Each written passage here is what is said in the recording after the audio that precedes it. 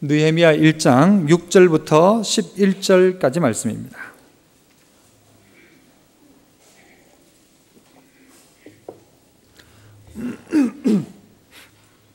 느헤미야 1장 6절로 11절 화면 참고해 주시길 바랍니다. 교독합니다. 이제 종이 주의 종들인 이스라엘 자손을 위하여 주야로 기도하오며 우리 이스라엘 자손이 주께 범죄한 죄들을 자복하오니 주는 귀를 기울이시며 눈을 여시사 종의 기도를 들으시옵소서. 나와 내 아버지의 집이 범죄하여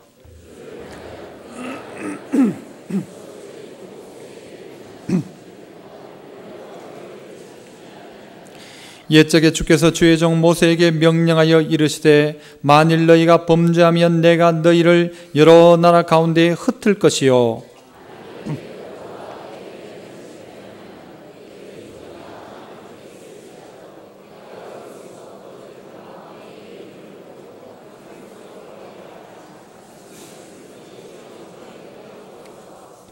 이들은 주께서 일찍이 큰 권능과 강한 손으로 구속하신 주의 종들이요 주의 백성이니이다.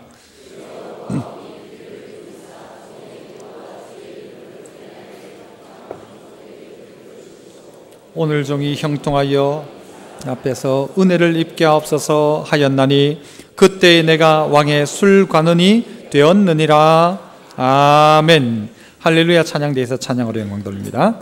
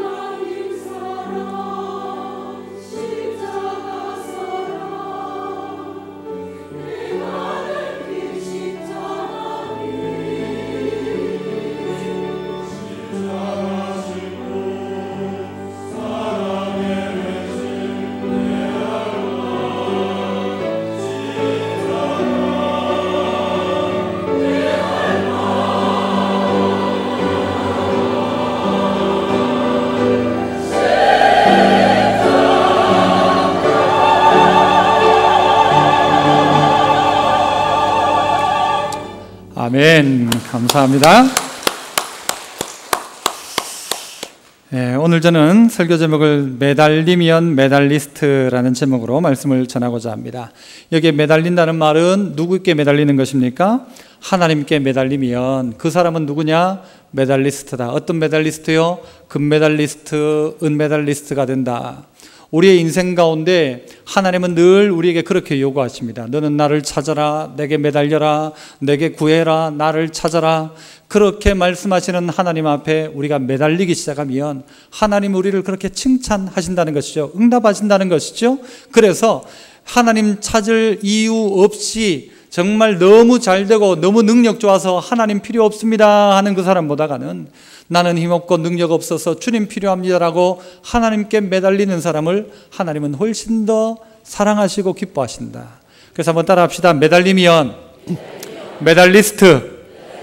여러분 어떤 메달리스트입니까? 금입니까? 은입니까? 동입니까? 여러분 우리 스스로가 점검해 봐야 됩니다. 나는 정말 하나님께 얼만큼 매달리고 있는가? 스펄전은 이런 이야기를 했죠. 기도하지 않고 성공했다면 그 성공한 그것 때문에 결국 망하게 될 것이다. 무슨 말이죠? 하나님과 상관없는 성공, 그것은 결국은 끝난다라는 것입니다. 그래서 기도하며 하나님과 함께한 성공의 길을 걸어가야 된다라는 것이죠. 여러분 길을 가다가 곰을 만나면 어떻게 해야 합니까? 곰을 만났다. 주로 어떻게 하라고 하죠? 죽은 척 하라고 하죠. 죽은 척 하라고 하죠. 실제 그렇지만 죽은 척 한다고 여러분 안 잡히는 거 아니라고 합니다. 곰이 어느 날 어떤 사람이 길을 가다가 곰을 만났는데 이 곰을 만나자 이 사람도 그걸 알아가지고 죽은 척 했어요. 그런데 그 곰이 얼마나 착한 곰인지 이 죽은 척 하는 사람을 잡아먹은 게 아니고 이 죽은 척 하는 사람을 땅에 푹 파묻어 줬대요. 여러분 우리의 인생 가운데도 곰이 우리를 찾아와서 죽이려는 상황, 인생의 절망적인 상황이 우리 앞에 놓일지 모를 것입니다. 그때 우리가 해야 될 게 뭐예요? 죽은 척하는 게 아니라는 것입니다. 모른 척하는 것도 아닙니다. 안 본 척하는 것도 아닙니다. 나 이거 잊어먹어버리자 하면서 그날 밤에 그냥 빨리 잠이나 자버리자, 잊어먹도록 그렇게 한다고 문제가 해결되어지는 게 아니라는 것이죠. 술이나 잔뜩 먹고 이거 전부 잊어버리자, 그냥 막 지나가겠지, 그렇게 지나가도록 하지 말라는 것입니다. 내 인생 가운데 죽은 척 한다고 해결되어지는 게 아니고 우리의 인생의 모든 문제는 어떻게 해야 되는 것입니까? 하나님께 나아가라, 하나님께 매달려라, 하나님 해결하신다. 이게 그리스도인이지 모른 척하고 잊은 척하고 죽은 척하고 그냥 그렇다고 그 문제가 해결되어지는 게 아니라는 것입니다. 오늘 여러 가지 어려움과 문제를 겪고 있는 성도들이 있습니까? 그냥 지나가겠지라고 생각하지 마시고 우리가 해야 될 가장 중요한 일은 뭔가 하면 하나님께 매달리기 시작하는 것입니다. 하나님께 매달리면 그 사람이 곧 메달리스트요, 그 매달린 그 사람에게는 하나님의 응답의 은혜가 나타난다는 것이죠. 오늘 본문 속에 보면 그 한 사람 느헤미야가 나타납니다. 이 사람은요 바사 즉 페르시아의 종으로 이 포로로 붙잡혀가 있는 사람이었어요. 하지만 그는 거기에서 자수성가한 사람이에요. 그래서 더 이상 고생할 일도 없고 어려운 일도 없어요. 왕궁에 있는 공무원이에요. 공무원. 이런 사람이 오늘 어떤 소식을 듣게 되는가 하면 자기 고향 땅 예루살렘 성이 회파되어지고 그 땅 사람들이 힘들어졌고 여러 가지 수치를 당한다는 이 소식을 듣게 됩니다. 그냥 들은 게 아니죠. 느헤미야가 그들의 형편을 묻고 그렇게 알게 되죠. 그래서 오늘 누가 매달리는가? 매달리는 사람에게 어떤 은혜를 주시는가? 느헤미야는 어떻게 하나님께 매달리기 시작했는가? 몇 가지를 살펴보았으면 좋겠는데요. 우리 먼저 2절 말씀 우리 같이 한번 읽어보시죠. 2절 같이 한번 읽습니다. 시작.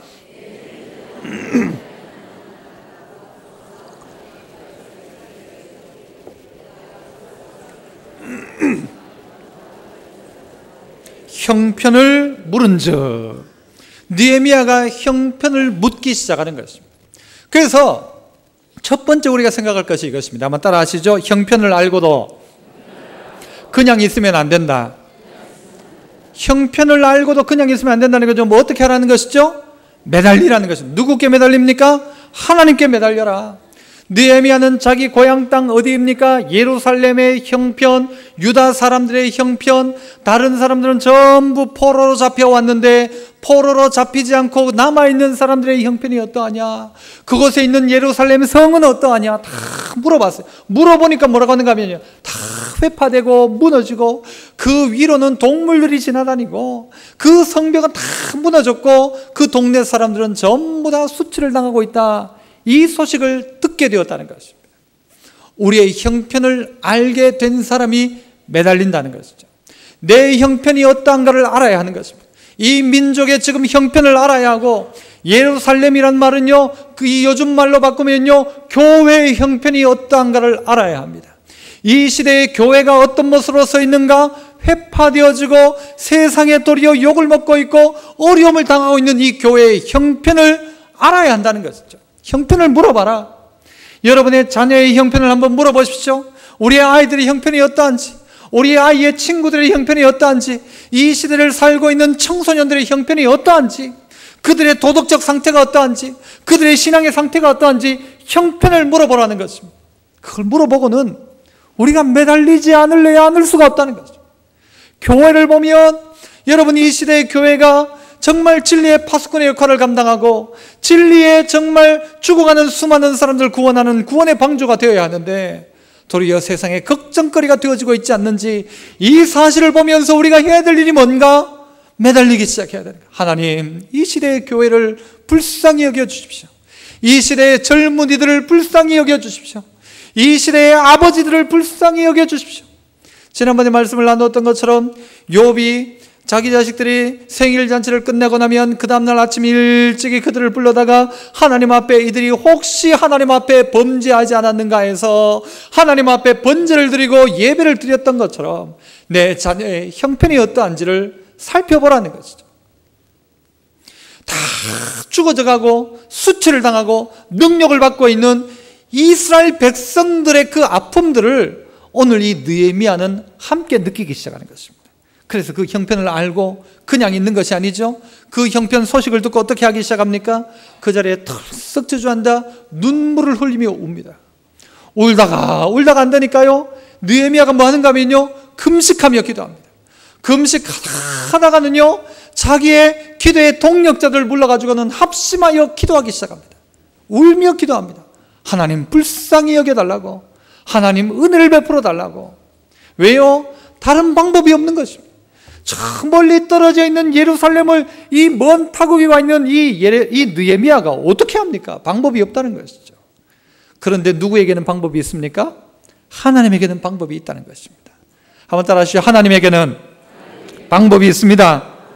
그 하나님이 우리의 인생의 유일한 해결자이시고, 그 하나님이 우리의 인생의 유일한 응답자이시고 유일한 위로자이시며 그 하나님만이 우리의 유일한 치료자가 되신다. 그 하나님을 향하여 매달리라는 것이죠. 다른 데 매달려봤자 안 되고 하나님께 매달리라는 것이죠. 하나님께 매달려라. 그래서 이 느헤미야는 민족의 운명을 짊어지고 한 사람 거룩한 기도의 헌신자로 하나님 앞에 눈물을 흘리며 금식하며 기도하기 시작했고, 하나님은 그에게 응답하시더라는 것이죠. 여러분, 우리의 형편을 보십시오. 뭐 다른 사람 말하지 말고 내 형편을 한번 찾아보십시오. 내 형편은 어떠한가? 내 형편은 어떠한가? 내 믿음은 어떠한가? 내 형편을 정확하게 직시하는 사람은요, 하나님께 매달릴 수밖에 없습니다. 내 믿음이 나아졌습니까? 내 믿음이 점점 못해지고 있지 않습니까? 내 자신을 살펴보라는 것이죠. 내 형편을 물어보고 남편의 형편을 물어보십시오. 남편을 향하여서 당신 믿음은 어떻다고 생각하느냐? 아내를 향하여 물어보십시오. 당신 믿음은 지금 어떻다고 생각하느냐? 형편을 들어보면 형편없는 믿음이라는 사실을 우리 모두가 고백할 수밖에 없습니다. 나아지고 있는 믿음인가? 아니에요. 이전의 성도보다 나은가? 아닌 것 같아요. 생각해보면. 목사는 좀 나아지고 있는가? 그것도 아닌 것 같아요. 우리 모두가 이 절망적인 상황 속에 있지 않는가, 이 시대가. 저는 혹여라도요, 인터넷에 목사라는 글자만 나오면 막 가슴이 뜨끔해요. 혹시 또 무슨 잘못이? TV에 무슨 목사 이야기만 나오면요, 또 무슨 일이 있는가 막 뜨끔해요. 어제 저녁에도 TV에 이상한 내용이 나왔고요, 지난 주간에도 그런 내용이 나왔고요. 절망적입니다. 그러하기에 우리가 해야 될 일이 무엇입니까? 매달리기 시작하는 것입니다. 나는 괜찮다, 나는 왕궁에 산다, 나는 문제없다, 내 믿음은 괜찮다고 말하지 말고 그 각성하여 있는 그 사람이 대신하여 기도하는 것입니다. 이 시대의 목회자를 위하여 기도하고 이 시대의 젊은이를 위하여 기도하고, 느헤미야 자기는 잘못한 거 별로 없지만요, 느헤미야는 자기 조상들의 범죄를 가지고 기도하고 있더라는 것입니다. 나는 괜찮다, 이게 그리스도인의 태도가 아닙니다. 나는 괜찮을지라도 연약한 그를 위해 기도해야 되는 존재로 내가 서야 되는데, 그런데 모두 다 그렇죠. 여러분, 신앙생활을 할 때 처음 믿는 사람에게 하는 말들이 있어요. 뭐라고 이야기하는가 하면요, 너무 열심히 믿지는 마라 그래요. 그래요, 안 그래요? 교회에 가도 너무 푹 빠지지는 마라. 푹 빠지지 마. 너무 빠지면 안 된다. 적당히 해라, 적당히. 신앙생활도 적당히 하는 믿음을 무슨 믿음이라고 하죠? 미지근한 믿음이라고 하죠. 미지근한 믿음. 예수님께서 라오디게아 교회를 향하여 뭐라고 이야기하세요? 내가 네 행위를 안다, 네 믿음 생활을 어떻게 하는지 안다. 이게 안 믿는 사람 보고 하는 이야기가 아니고 라오디게아의 교인들 보고 이야기합니다. 내가 네 행위를 아노니 너는 차지도 않고 덥지도 않다. 라오디게아 교회는 어떤 교회인가 하면요, 어떤 동네인가 하면 저 위에 터키의 저 산에서요, 온천수가 콸콸콸 나옵니다. 그 물들이 쭉 흘러가서 수로를 타고 어디까지 가는가 하면요, 라오디게아 동네까지 가면 이 물이 식어버려요. 식어버리니까 그 뜨겁던 물이 라오디게아에 오면 어떻게 되는가? 미직지근한 물이 돼요. 차지도 않고 뜨겁지도 않고. 주님이 뭐라고 말씀하시는 걸? 라오디게아 성도들아, 너희들은 차든지 덥든지 해라. 왜 미직지근한 믿음이냐? 그러면 뭐라고 하죠? 내가 너희를 입에서 토하여 내고 싶다 그래요. 여러분, 사이다를 딱 여름에 딱 마시면 시원한 사이다면 좋잖아요. 그런데 딱 마셨는데 여러분 그 가스 다 빠져나가고요, 닝니그리한 미직지근한 사이다를 여러분 마셨다고 생각해요. 어떻게 하시려고 여러분? 어지간하면 뭐 이래? 주님이 마치 닝니그리하고 미직지근한 그거 사이다 마시는 마음으로 토해내고 싶다는 거죠. 뜨거우면 열이 그 100도 이상이 되면요, 거의 대부분의 것들을 죽여버립니다. 병균들을. 또 저온이 되면 0도씨 이하가 되면요, 거기에도 병균이 못 삽니다. 병균과 이 잘못된 이 유해한 것들이 사는 가장 적합한 온도가 어딘가 하면요, 미직지근한 겁니다. 미직지근한 거. 10도에서 40도 사이. 거기에요, 제일 병균들이 많이 와요. 그래서 찌개도 어떻게 해야 돼요? 팍 다시 한번 끓여놔야 돼요. 미직지근하게 두면요, 다 변합니다. 오늘 우리의 신앙들도 미직지근한 거예요. 신앙생활은 미직지근한 게 제일 좋다. 너무 과하게도 하지 말고 너무 냉랭하지도 말고 할 만큼만 딱 해라. 그만큼만, 그게 제일 좋다. 여러분 그렇게 이야기하십니까? 주님은 뭐라고 말씀하시나요? 너를 토해내고 싶다, 그렇게 말씀해요.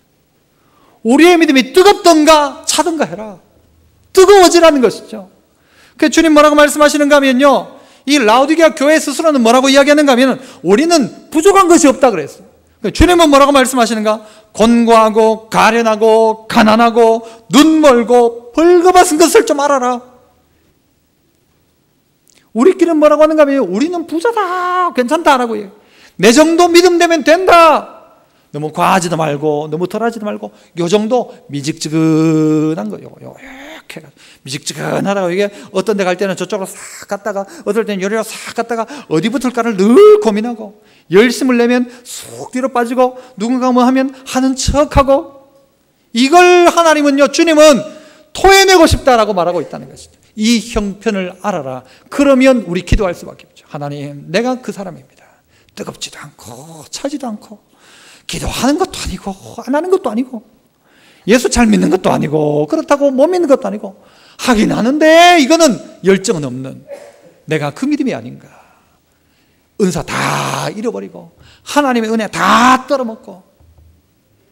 한때 여러분, 요즘은 그런 일이 없겠죠. 예전에 TV에 그런 걸 본 적이 있어요.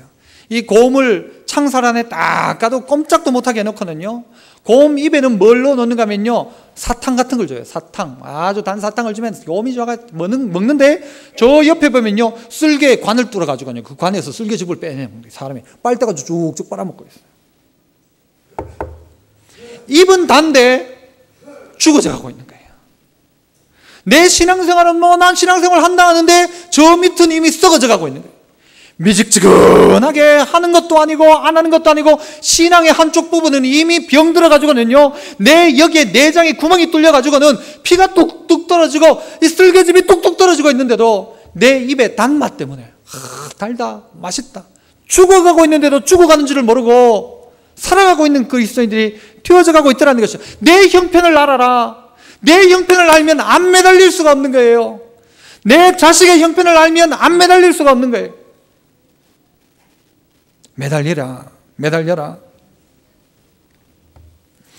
성경 안에 보면 불의한 재판관과 과부의 비유가 나오죠. 이 과부는요, 이 과부가 이 법정에 공식적으로 이 제소를 하지도 못했어요.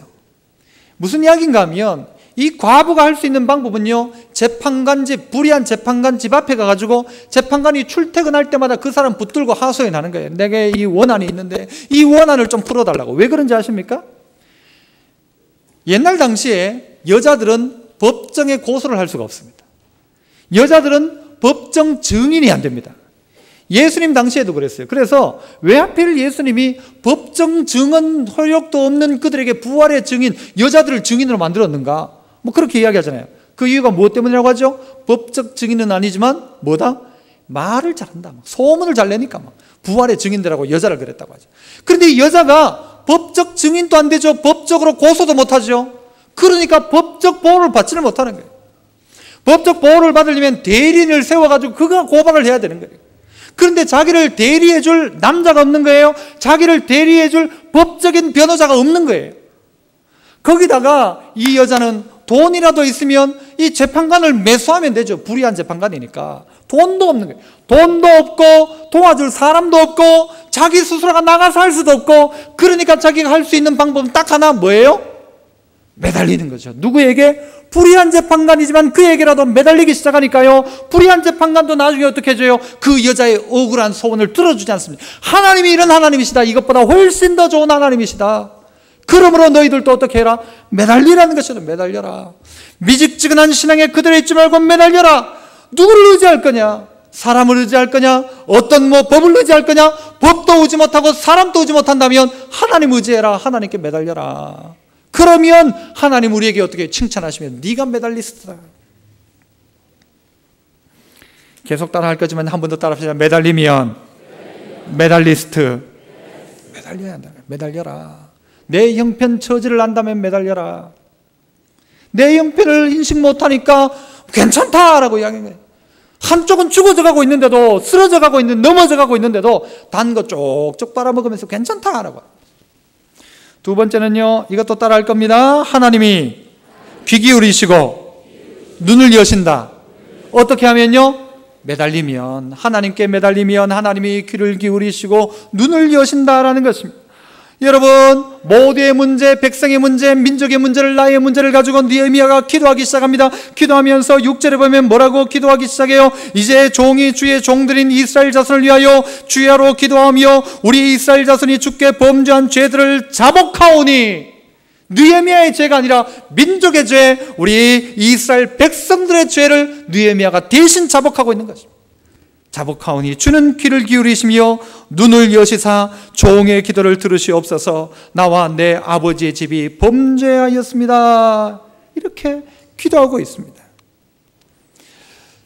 좀 전에 말씀드렸던 이 재판관과 이 과부의 이야기에 보면 이 과부가 자꾸 재판관을 괴롭게 했다라고 이야기해요. 괴롭게 했다. 이 괴롭게 했다는 말이요, 원어적 의미가 무엇인가 하면요, 권투할 때 우리가 상대방과 권투 싸움을 할 때, 시합을 할 때 그 사람에게 눈을 탁 때렸어요. 눈이 막 버럭게 돼가지고 막 여기 피가 좀 나요.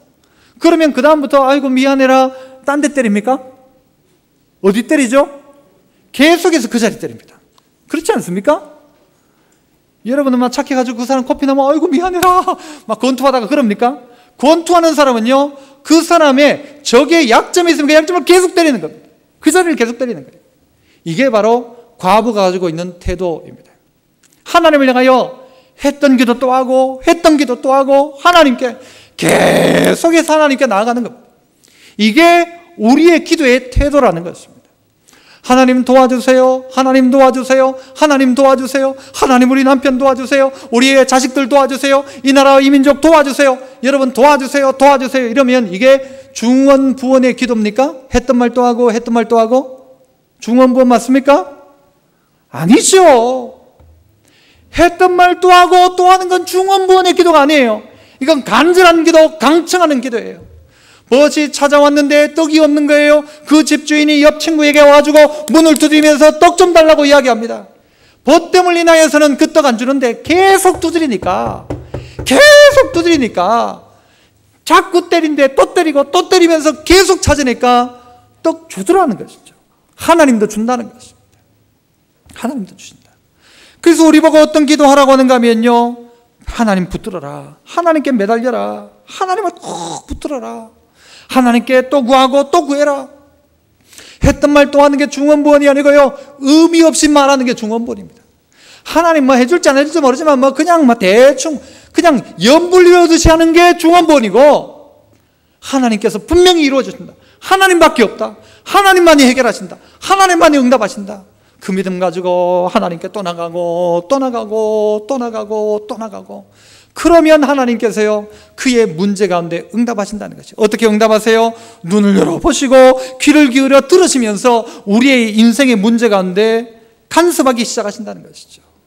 여러분에게 이 은혜가 있기를 축복합니다. 어떻게 해요? 내가 간절히 매달리는 게 하나님밖에 없다는 것이죠. 하나님밖에 없다. 야곱을 보세요. 야곱이 모든 재산을 모아가지고 야복 강가 앞에 왔을 때 야복 강 건너에는요 자기 형 에서가 군대를 이끌고 야곱 죽이겠다고 오고 있습니다. 그때 야곱이 어떻게 합니까? 자기의 모든 재산, 아들, 자식 모두 다 강 건너 보내고 난 다음에 홀로 남아서 그 밤에 누구를 만납니까? 한 사람과 씨름을 합니다. 그 나중에 알고 보니까 누구예요? 그가 하나님이에요. 하나님의 사자예요. 그 천사가 어떻게 합니까? 가려고 할 때 그 환도뼈를 부숴버리는 거예요. 그러니까 그제서야 야곱이 알죠. 아, 이분이 하나님이시구나. 알고는 뭐라고 이야기합니까? 나를 축복하기 전에는 나는 당신을 보낼 수 없습니다. 이게 뭐예요? 싸우는 거예요? 매달리는 거예요? 매달리는 거죠. 이게 기도인 것입니다. 밤새 싸운 게 기도가 아니라 하나님인 줄 알고 그분에게만 매달리고, 이 문제를 해결할 수 있는 분은 오직 하나님입니다. 다른 그 누구도 해결 안 되는 거예요. 에서의 마음을 누가 돌려요? 선물로 안 돼요. 누가 돌리느냐? 하나님이 하시는 거죠. 그러니까 이 야곱이 하나님께 매달리니까 하나님이 해결하더라는 것이죠. 하나님이 해결하신다.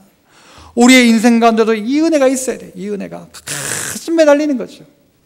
저에게는 매형 한 분이 있습니다. 제 이종이죠. 저희 이모집에 누나 남편이니까. 이분이 옛날에 택시 운전을 하셨는데 제가 아주 어릴 적에 뭐 초등학교 안 들어갔을 것 같아요.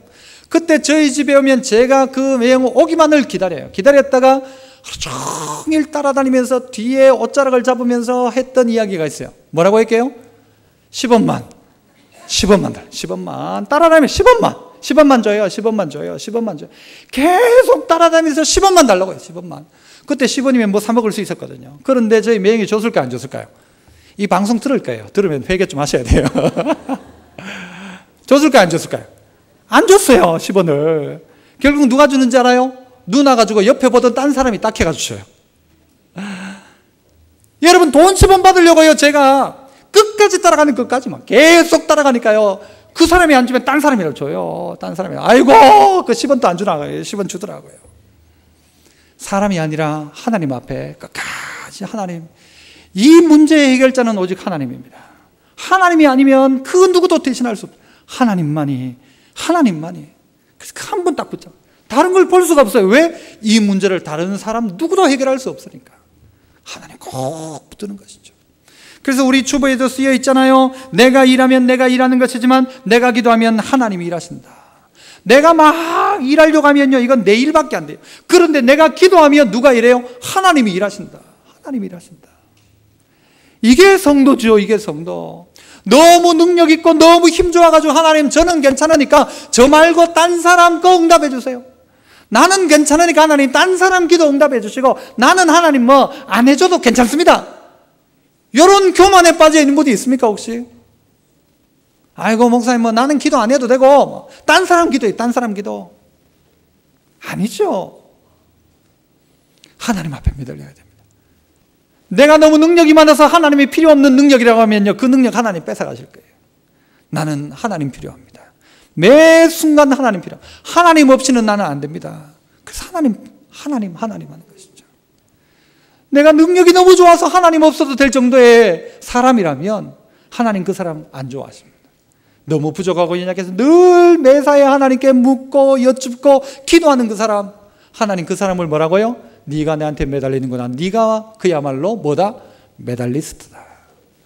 저는 하나님이요, 요즘 세상 같으면은 하나님한테 뭐가 있었으면 좋겠는가 하면요, 카카오톡을 하나 깔았으면 좋겠어요.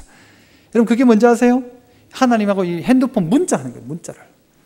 하나님도 그 문자 하나 있었으면 좋겠어요. 그러면 우리가 막 매일 딴 사람은 카카오톡 막 문자를 그렇게 손이 닳도록 하는데 하나님한테 기도하지 않는 거예요.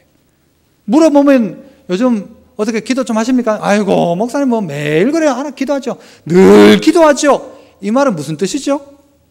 기도 안 한다는 말이에요. 이 말은 솔직히. 아이고 목사님 뭐 늘 기도합니다. 기도 안 한단 말이에요. 이게 사실은. 언제 기도했어요? 정한 장소에서 하나님께 기도할 수 있는 그 자리에도 그 자리를 오지 않는데 언제 기도해요? 기도가 되든가요? 하고 있습니까? 늘 기도 언제 해요? 안 한다는 거죠. 카카오톡은 하고 문자는 보내고 온갖 것은 다 하는데 하나님하고 이야기할 시간 없어요. 하나님하고 이야기하려고 하면 하나님 다음에 봅시다. 다음에. 우리의 기도가 점점 약해집니다. 기도를요 급하게 해치우는 기도가 돼요. 그래서 막 해치워요. 그냥 잠깐 기도하고 딴 거 하는 거예요. 해치우는 기도가 되었어요. 기도의 시간이 점점 짧아져요. 기도가 삶의 한쪽 구석으로 밀려가기 시작해요. 기도의 가치가 인정되지 않아요. 이런 사람이 어떻게 매달리는 기도를 할 수 있습니까? 문자 하나 보내도 사람을 움직일 수 있는데 우리가 하나님 앞에 기도하면 하나님이 역사하신다. 하나님이 역사하신다. 내게 부르짖어라. 그러면 네가 알지 못하는 크고 은밀한 일을 내가 네게 보일 것이라고 이야기하시는데 카톡은 보내면서도요 기도는 안 해요. 문자는 보내면서도 기도는 안 해요. 사람은 의지하고 사람한테 매달리면서도 기도는 안 해요. 그 남자한테는 매달리면서 하나님한테는 안 매달려요. 그 자식한테는 매달리면서 하나님한테 안 매달리죠. 매달려라. 은행에는 매달리면서 하나님한테 매달린 적이 없고 그렇게 하지 말고 하나님께 매달려라. 매달려야 메달리스트다. 매달려야 하나님 기뻐하신다. 기도에 우리가 실패하면요 세상이 이깁니다. 세상이 우리를 이겨버려요. 정복해버려요. 세상에 빠져버리죠. 하지만 우리가 반대로 기도에 승리하기 시작하면요 확실하게 세상 가운데서 우리 나가서 세상 가운데 승리하고 세상은 패배할 것입니다. 그런데 우리가 이 놀라운 무기를 사용하지 못하고 있다는 것이죠. 우리가 하나님께 매달리면요 마지막 세 번째, 하나님은 우리에게 어떻게 하시는가? 매달리면 하나님이 우리에게 기회를 주십니다. 따라해 봅시다. 하나님이 기회를 주신다. 11절 마지막에 보면요 그때에 내가 왕의 술관원이 되었다라고 이야기합니다. 왕의 술관원이 되었다. 매달리니까요 하나님이 생각지 못한 방법으로 이 느헤미야를 어디에 세우는가 하면 술관원의 자리에 세우시는 것입니다. 술관원이 뭔가? 술 막 칵테일하고 이게 아니라 술관원은 그 임금의 가장 최측근 비서실장이다 해도 될 사람입니다. 독살이 워낙 많았잖아요 옛날에는. 그러니까 이 술이 정확한 경로를 통해 독이 없는 건지를 확인하고 임금에게 주는 임금의 최측근 바로 비서실장이 되었다는 것이죠. 뭐 하니까요? 느헤미야가 하나님 붙은 거예요. 느헤미야가 내가 술관원 돼달라고 기도한 게 아니에요. 하나님께 매달리고 이스라엘을 향하여서 민족을 향하여 자녀를 향하여 하나님의 뜻대로 붙들고 매달리기 시작하니까 하나님이 그를 그 자리 가운데 세우시더라는 것이죠.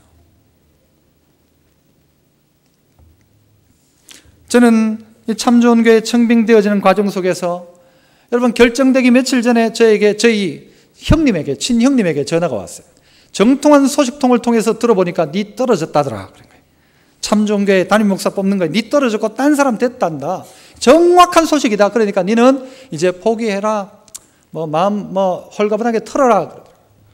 털려줍니까 이게? 그래서 그날 밤 그 소식을 딱 듣고 그 밤에 전화가 왔는데 그 밤에 제가 중학교 때도 가고 했던 그 청천다락원이라고 있어요. 반야월 지나서 하양 가다가 그 기도원에 올라간 거예요. 올라가가지고는 뭐 방법이 없는 거예요. 이제 뭐 갈 데도 없고 오라는 데도 없지. 그러니까 완전히 이건 낙동강 오리알 신세니까 그 자리에 올라가서 기도하기 시작했어요. 다른 기도가 안 나오더라고요. 뭐라고 기도했는가? 하나님 살려주세요. 그래서 하나님 살려주세요. 뭐 교역자가 집이 있습니까? 모아놓은 돈이 있습니까? 아무것도 없잖아요. 어디에 가야 될지 어떻게 해야 될지도 모르는 거예요. 하나님 살려주십시오. 살려주십시오. 기도가 딴 기도가 안 나와요. 하나님 살려주십시오. 그 기도밖에 안 나오더라고요. 실제 가만히 보니까요, 저하고 올라왔던 세 분 중에 보니까 딴 분은 공부도 잘하시고 뭐 다 좋아요. 그래가지고 이분들은 다 갈 데가 있는데 난 갈 데도 없고, 그러니까 나오는 기도는요, 하나님 살려주십시오. 훌륭하신 분들이죠. 나머지 두 분이. 저는 뭐 봐도 내가 제일 못한데 제가 할 수 있는 기도는 살려주십시오 밖에 없어요. 살려주십시오. 그런데요, 희한하게 하나님 살려주셨어요. 그리고 그 주일날 오후에 전화가 왔는데 청빙됐다는 게, 내가 우와, 그래가지고는요 의자에 앉아 있을 수가 없는 거예요. 그래가지고 그 이전 교회를 몇 바퀴를 돌았어요. 이 가슴이 퉁강퉁강. 이게 도대체 이게 될 일이냐, 이게 될 일이냐. 살려도 다른 방법으로 살린다고 생각했는데 하나님이 그냥 이 교회에 그냥, 그래가 이 자리에 서 있잖아요. 지금 이 자리에 서 있잖아요. 살려주신 거예요. 하나님이 어떻게 한지도 몰라도 하나님 살려주신 거죠. 여러분, 우리는 몰라요. 우리는 끝났다 해도 끝난 게 아니에요. 누가 끝나기 전까지는, 하나님이 끝났다 하기 전까지 끝난 게 아니에요. 그러므로 끝까지 어떻게 해야 돼요? 매달리고 있는 거예요. 하나님 끝까지 붙들고 있는 거예요. 뭐라고 매달려요? 살려주십시오라고 매달리는 거죠. 살려주십시오라고. 그런데 우리는 일찍 포기해요. 하나님 앞에 아주 신사적으로, 하나님 내가 기도 한 번 했는데 하나님 안 들어주시네요. 이거 응답 아닌 걸로 알겠습니다. 하나님 그렇게 말씀하십니까? 구해라, 또 구해라, 찾아라, 또 찾아라, 두드려라, 또 두드려라. 그런데 안 하거든요. 한번 해보고는 없네 하고 가는 거예요. 없네 하고 가는 거예요. 우리가 잘 알고 있는 유태영 박사라는 분이 있어요. 이분이 우리나라 새마을운동도 시작했고 있던 놀라운 분 아닙니까? 이 사람 고향이 어딘가 하면 전라북도 임실 깊은 산골이랍니다. 산골 꼴짝이, 전라도 꼴짝꼴짝이에 있던 이 사람, 그 집이 어떤 집인가 하면 그 아버지가 그 꼴짝꼴짝에서도 뭐 하고 있는 사람인가 하면 머슴하고 있는 사람, 머슴. 그 집에 이 유태영 박사가 몇째로 태어났어요? 5째로 태어났어요.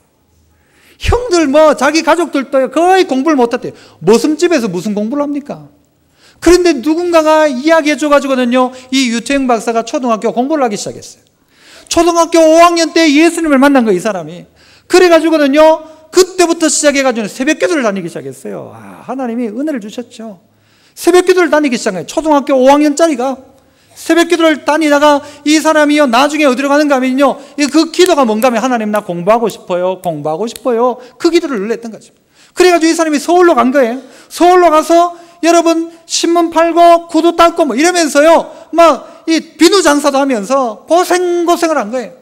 하면서도 그의 소원은 뭔가 하면, 하나님 나 공부하고 싶어요. 그래서 어느 날 이 사람이 택도 없는 사람이죠.